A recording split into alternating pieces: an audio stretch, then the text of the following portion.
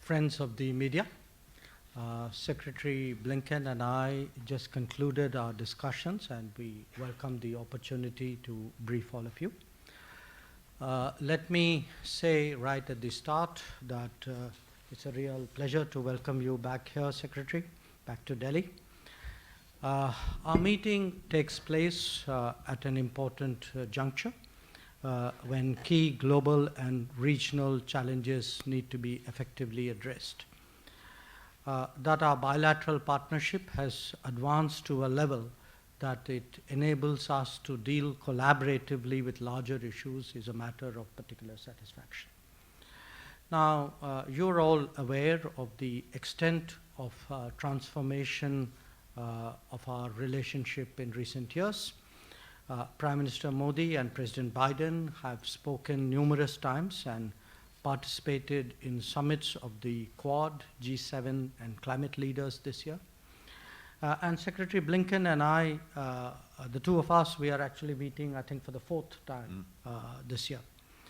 As foreign ministers, it is our responsibility to regularly review cooperation in different domains and keep our leaders apprised of the progress in our ties, and that is exactly what we have done today. Now, whether it is in responding to the COVID challenge, cooperating on defense and security, encouraging trade and investment, addressing climate change, or expanding education and innovation, I can say truly that there is much that has happened in 2021. The COVID issue was naturally a particular priority. So let me first acknowledge the responsiveness of the Biden administration to keeping the raw material supply chain open for vaccine production in India. And then say a big thanks for the support we received during the COVID second wave from the United States, a support that I would say was truly exceptional. We focused today on expanding vaccine production to make it globally affordable and accessible. We also discussed travel challenges resulting from COVID. The US has been very forthcoming on students. I really appreciate all the trouble that the State Department and the Embassy has gone to in that regard. And I very much hope we'll take a sympathetic view of other travelers in the days to come. We spoke at length about regional concerns, multilateral institutions, and global issues. The expanding Indian footprint, be it in Africa, Southeast Asia, Caribbean, or the South Pacific, has naturally broadened our shared agenda. Among the many issues that we looked at, I would specifically note Afghanistan, the Indo-Pacific, and the Gulf. Regarding Afghanistan, it is essential that peace negotiations are taken seriously by all parties. The world wishes to see an independent, sovereign, democratic, and stable Afghanistan, at peace with itself and with its neighbors. But its independence and sovereignty will only be ensured if it is free from malign influences. Similarly, unilateral imposition of will by any party will obviously not be democratic and can never lead to stability. Nor indeed can such efforts ever acquire legitimacy. The gains to Afghan civil society, especially on the rights of women, minorities, and on social freedoms, over the last 2 decades are self-evident. We must collectively work to preserve them. Afghanistan must neither be home to terrorism nor a source of refugees. On the other side of India, the Indo-Pacific presents a different set of challenges to stability, growth, and prosperity. Under the aegis of the Quad framework, we are engaged on maritime security, HADR, counterterrorism, connectivity and infrastructure, cyber and digital concerns, COVID-19 response, climate action, education, and resilient and reliable supply chains. The Secretary and I discussed not only opportunities for further collaboration on all these issues, but also the importance of observing international law, rules, and norms, including UNCLOS. our ability to work more closely, bilaterally, in the Quad and elsewhere, benefits the international community as a whole. Developments in India's extended neighborhood are also naturally of great consequence to us. Stability in the Gulf, where our political, economic, and community interests are so visible, was a shared concern. On Myanmar, I conveyed our commitment to its democratic transition as well as our support for ASEAN initiatives. India and the United States are currently both members of the UN Security Council. Some of the agenda before the UNSC was also covered in our discussions, as also our approach to reform multilateralism. Countering terrorism has been the common endeavor for us in the UN framework, bilaterally and in other bodies. We are convinced that the world will never accept cross-border terrorism.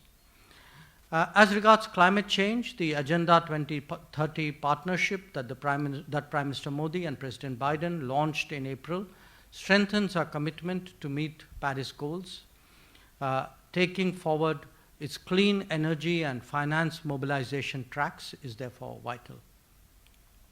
Given the comprehensive and global nature of our strategic partnership, it is to be expected that our two countries would engage on major contemporary issues. Such conversations are not only essential in a democratic, diverse, and multipolar world, but actually affirm that we have entered a new era. We approach this pluralism through the lens of our own contexts, convictions, and cultures. Secretary Blinken and I have been very much part of the journey that has brought our two nations so close today.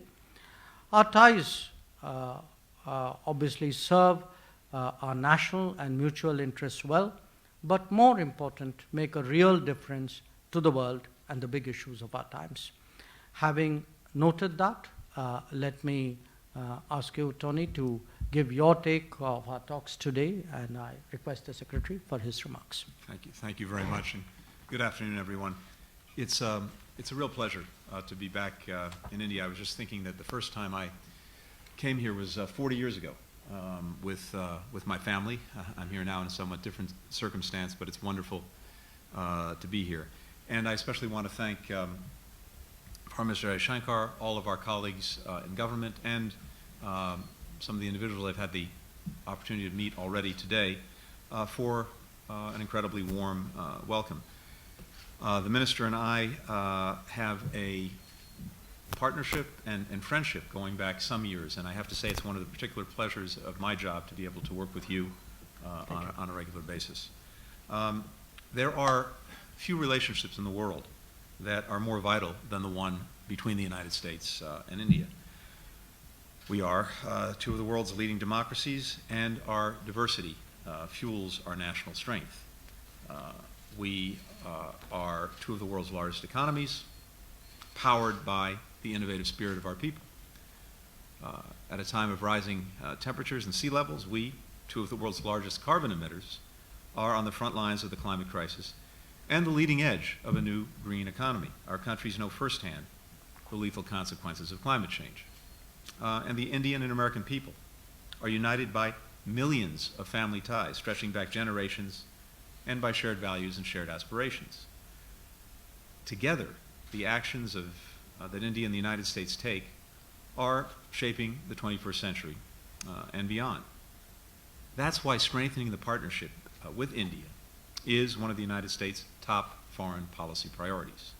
That's been the case for the past several presidential administrations, Democrat and Republican alike. And President Biden feels a deep personal commitment to making our friendship with India as strong and as effective as it can be.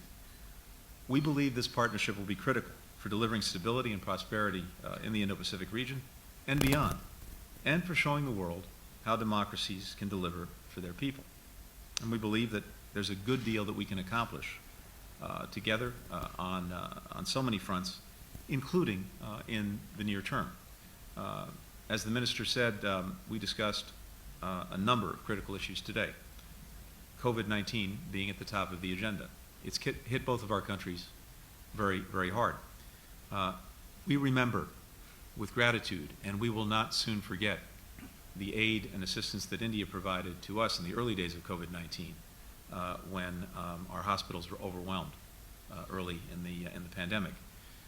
And I'm proud that we could help return the gesture of friendship. Over the past few months, the United States government has contributed more than $200 million to India for COVID-19 relief.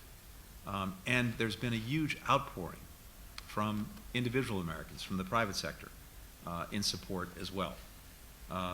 Today, I'm pleased to announce that the United States government will send an additional $25 million to support vaccination efforts across India. This funding will contribute, I think, to saving lives by strengthening vaccine supply chain logistics, addressing misinformation and vaccine hesitancy, and helping to train more healthcare workers. We're determined to end this pandemic, and India and the United States will work together to do it, including through the Quad vaccine partnership, which will bring safe and effective vaccines to others across the region. And I believe, too, that as we move forward, India and the United States together around the world will be leaders in bringing this pandemic to an end, and I hope setting up an even stronger global health security system going forward so that we're in a better position should the next pandemic come around. We also have to address the very painful secondary consequences of the pandemic. To fuel our economic recovery, India and the United States must continue to grow our trade relationship, and beyond that, we have to keep working through the barriers that stand in the way of greater bilateral investment and deeper commercial ties. That's something we talked about today as well. If we create the right conditions for more trade and investment and innovation, there really is no limit to what our private sectors can achieve together. The Minister and I also discussed strengthening our regional cooperation, both bilaterally and through the Quad with Japan and Australia, as well as other multilateral partnerships. So much of the future of the 21st century will be written in this part of the world. We share a vision, India and the United States, of a free, open, secure, and prosperous Indo-Pacific. We'll work together to make that vision a reality. And we'll continue to advance peace, security, and development worldwide, and to work in international organizations to strengthen a rules-based international order. Just to come back to one example, the Quad countries, as the Minister noted, are focused together on dealing effectively with COVID-19, on advancing the climate agenda, on dealing with emerging technologies. And we're bringing our experts together on a number of other vitally important issues to this region and beyond, including infrastructure, supply chains, maritime security. We discussed regional security issues, as the Minister noted, including Afghanistan. India and the United States share a strong interest in a peaceful, secure, and stable Afghanistan.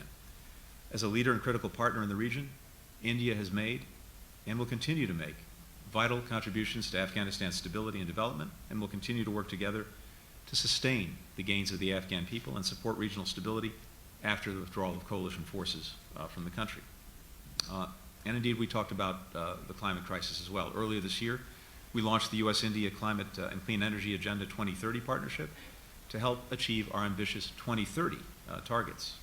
For the United States, slashing greenhouse gas emissions in half. For India, installing 450 gigawatts of renewable energy capacity, among other targets. That's nearly twice the amount of renewable energy capacity that the entire world added in 2020. It would demonstrate to emerging economies that economic development and a cleaner economy go hand in hand.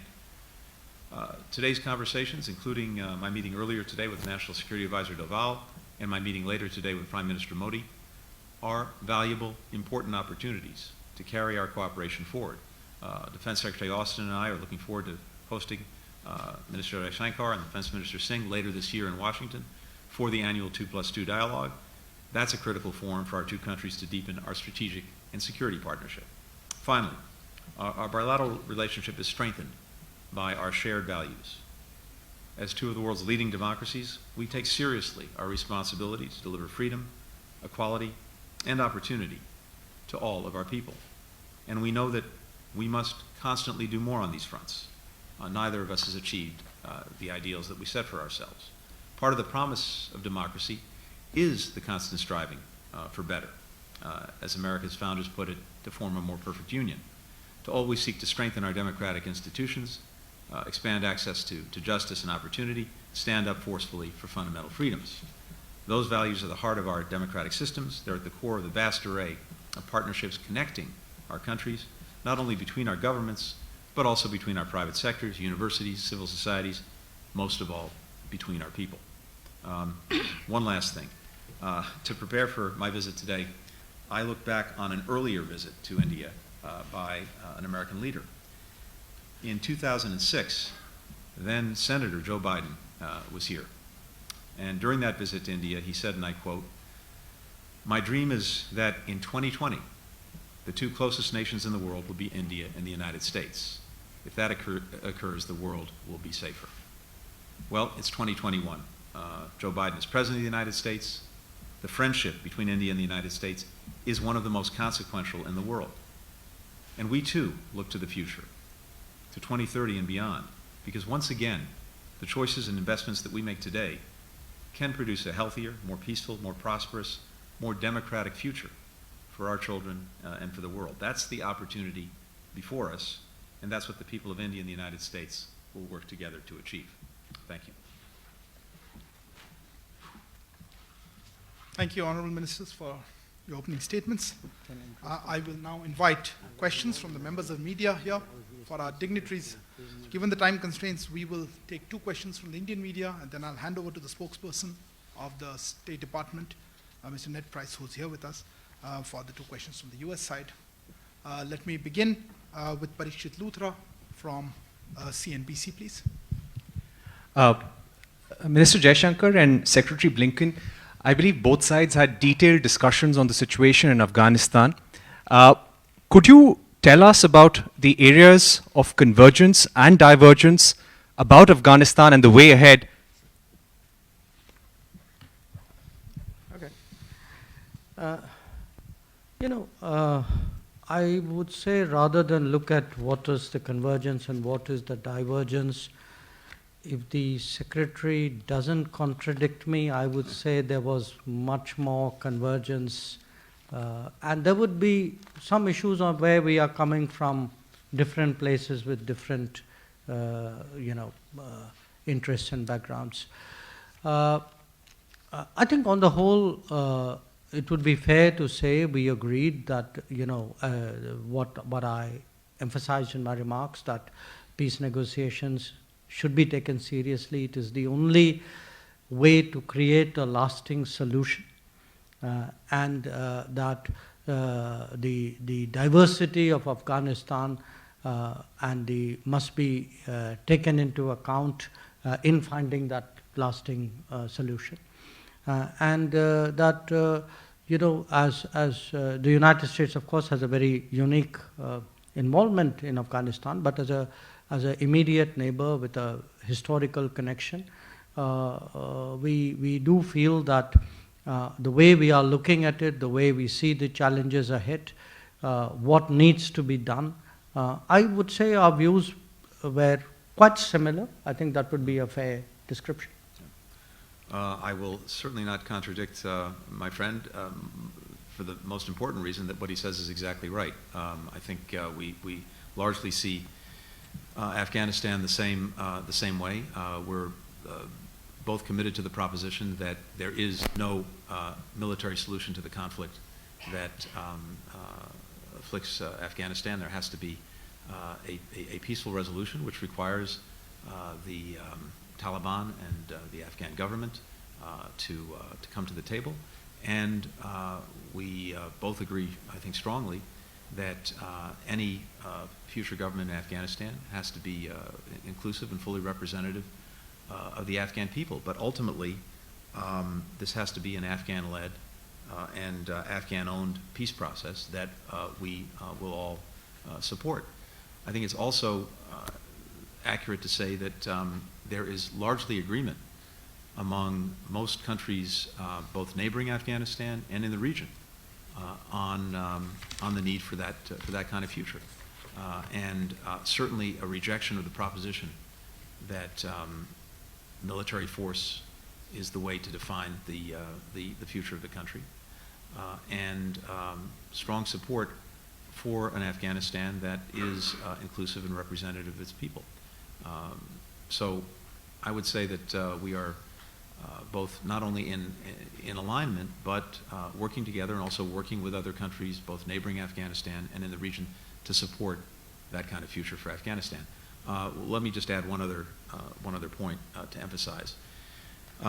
Even as we withdraw our forces from Afghanistan and NATO and others withdraw their forces, we remain very much engaged in Afghanistan. We have not only a strong embassy there, but also important programs that continue to support Afghanistan economically, through development assistance, through security assistance. That remains. And we are very much engaged in the diplomacy of working to bring the parties together at the table for a peaceful resolution of the conflict. Thank you, Excellencies. For the second question, Elizabeth from Mint. My question is to both Minister Jaishankar and Secretary Blinken.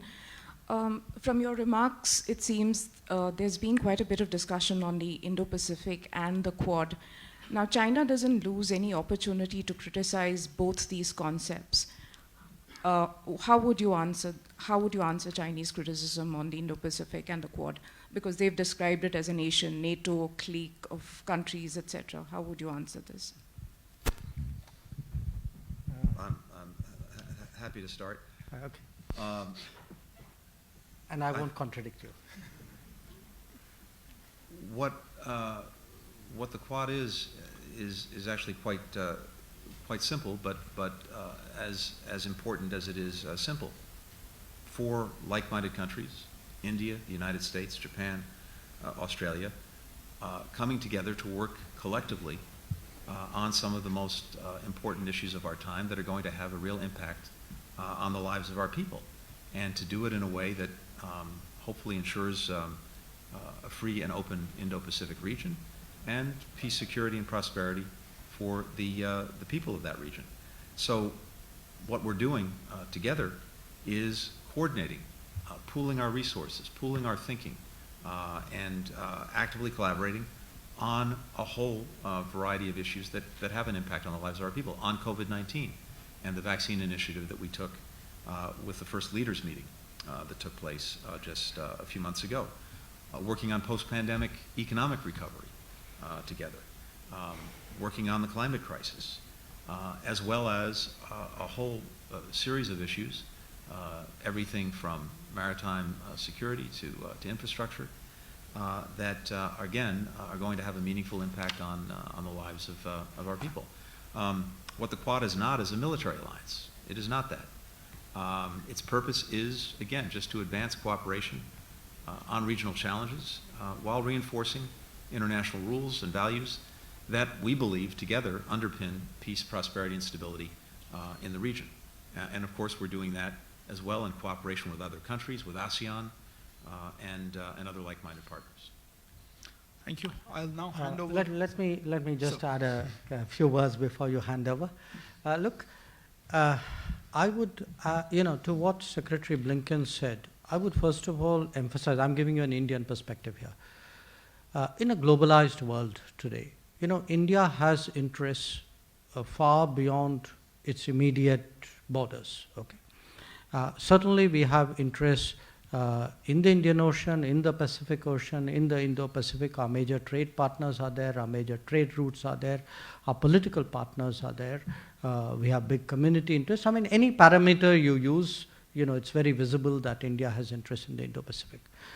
The second is that in this more complicated world with a lot of new challenges, when we talk about rebalancing, what it really means is different countries whose capabilities have grown or have changed, and who are enlightened enough to work with each other, obviously would like to do so.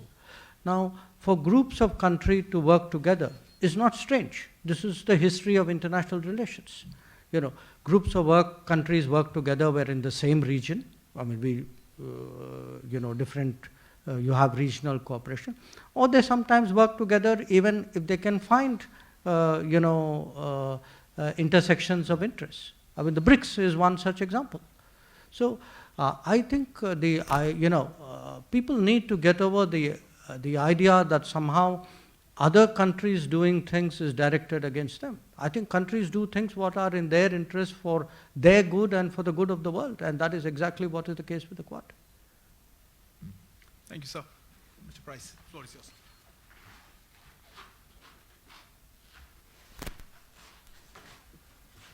Thank you.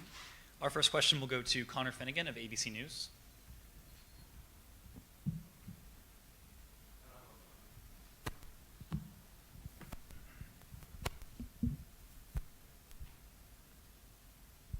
Thank you both. For Mr. Foreign Minister, how concerned are you about regional security as the U.S. withdraws its forces from Afghanistan? And do you believe the U.S. government has done enough to pressure Pakistan over its support for the Taliban? And for Mr. Secretary, General Mark Milley said last week that the Taliban have the momentum. Ambassador Ross Wilson has said there are credible reports that the group is committing atrocities, and the U.S. recently had to conduct more airstrikes to slow their advances. Are things in Afghanistan headed in the wrong direction? Thank you. Well, look, it is natural, I would say inevitable, that if the United States, which for the last 20 years had a robust military presence in Afghanistan, withdraws that presence, that there will be consequences. Now, the issue is not whether that's good or bad. What is done is done. It is a policy taken, and I think in diplomacy you deal with what you have. And a lot of our conversations today and conversations I've had with many of Afghanistan's neighbors address exactly that situation. And now, in terms of what we think about the situation, I think with the previous question, both Secretary and I made it very clear. We don't think outcomes should be decided by force on the battlefield. We think the peace negotiations should be a negotiation and should lead to peace. It should see cessation of violence. There should be a political settlement.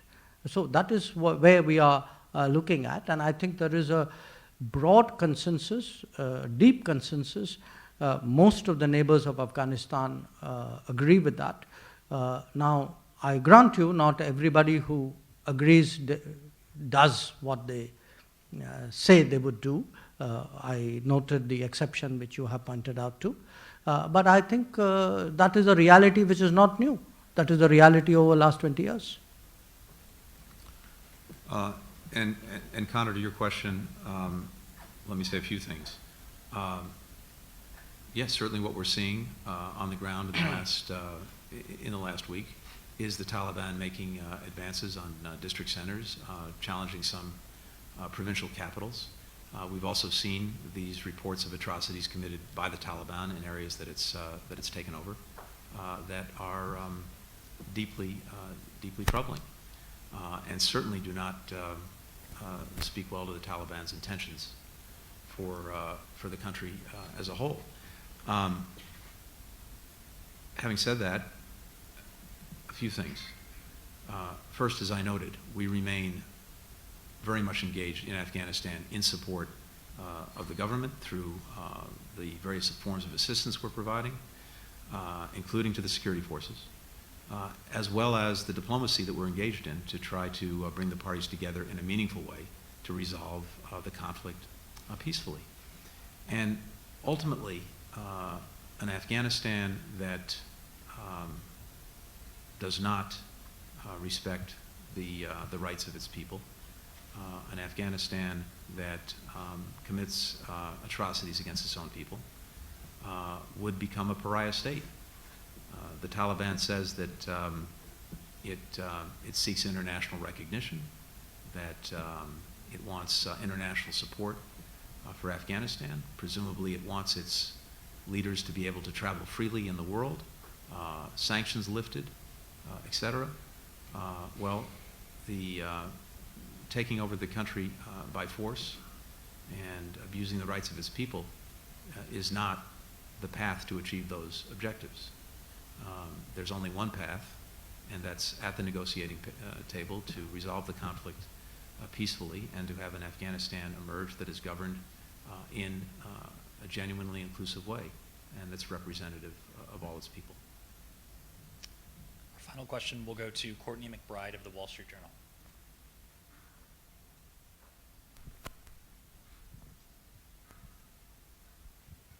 Thank you. Question for each gentleman. Mr. Secretary, you've discussed the U.S. and India's shared democratic ideals and the challenges of upholding those. And as you look to partner on issues such as climate and COVID and to offer a democratic alternative to China, how do you address the Indian government's backslide on issues such as human and to Dr. Jaishankar, what progress did you make in these discussions of the path out of the pandemic? I mean, are you confident in the ability to accelerate vaccine production and distribution? And are you satisfied that the Biden administration is committed to expanding access to the U.S. beyond the students that you mentioned? I'm happy to start. So let me start by saying that our shared values, our shared democratic traditions, the high ideals that we both set for ourselves were very much a part of our conversation today, as they usually are. And let me just tell you why. You've heard me say this already today. I've said it a few times in the past. But the relationship between our two countries is so important and so strong because it's a relationship between our democracies and, at its core, a relationship between our peoples. And I think one of the elements that Americans admire most about India is the steadfast commitment of its people to democracy, to pluralism, to human rights, to fundamental freedoms. That's, in our minds, one of the ways that we define India. And we see ourselves reflected in that. And it's in part why our shared values strengthen the relationship. Like our own, India's democracy is powered by its free-thinking citizens. We applaud that, and we view Indian democracy as a force for good in defense of a free and open Indo-Pacific, indeed, a free and open world. We also recognize that every democracy, starting with our own, is a work in progress. And when we discuss these issues, I certainly do it from a starting point of humility. We've seen the challenges that our own democracy has faced in the past and faces today. But this is, in a sense, common to all democracies. I mentioned this earlier. We talk about, in our founding document, the search for a more perfect union. That, by definition, means that we're not perfect, and that our entire quest is to get closer and closer to the ideals that we set for ourselves, and that's how societies make progress. And sometimes we're at moments when the challenge is painful. It can even be ugly, but as democracies, we deal with it openly. And ultimately, I think we have in our democracies self-righting mechanisms that are made up of free citizens of different backgrounds, different faiths, free media, independent courts, powered by a system of free and fair elections. The most remarkable democratic elections in the world, in many ways, are here in India, just by sheer numbers. It's the largest expression of free political will by citizens anywhere on earth. So I say all this because, as friends, we talk to each other about these issues. We talk about the challenges that we're both facing in renewing and strengthening our democracies. And I think, humbly, we can learn from each other because no democracy, regardless of how large or how old, has it all figured out. And we celebrate that the world's oldest and the world's largest democracies are dedicated at heart to a shared set of values that I believe will ensure not only the ultimate success of democracy, but the success of the relationship between India and the United States. Before I answer the question you directed at me, let me just add a few words to what the Secretary said. we had a good conversation on a number of issues. And on this broad issue, I think I would sum it up from my perspective. I made 3 important points. One, that the quest for a more perfect union applies as much to the Indian democracy as it does to the American one, indeed to all democracies. Number 2, it is the moral obligation of all, all polities to really right wrongs when they have been done, including historically. And many of the, decisions and policies you've seen in last few years fall in that category. And third, that freedoms are important, we all value them, but never equate freedom with non-governance or lack of governance or poor governance. They are 2 completely different things. So we had a good conversation. I'm sure we will continue that conversation. Regarding the vaccine issue, yes, we had a I think very much a meeting of minds on that. We were very appreciative of the support, I would say really the openness with which the Biden administration has kept the supply chains open, which has enabled us today to really scale up the vaccine numbers. But this is also work in progress. So there will, given the nature of the industry, the nature of the, the changes in vaccinations which are coming into stream, we will have to keep working at it. But overall, yes, we were very satisfied, very appreciative. It is an area where we have worked together. We will continue to work together, and I would actually thank the Secretary personally for his efforts in this regard.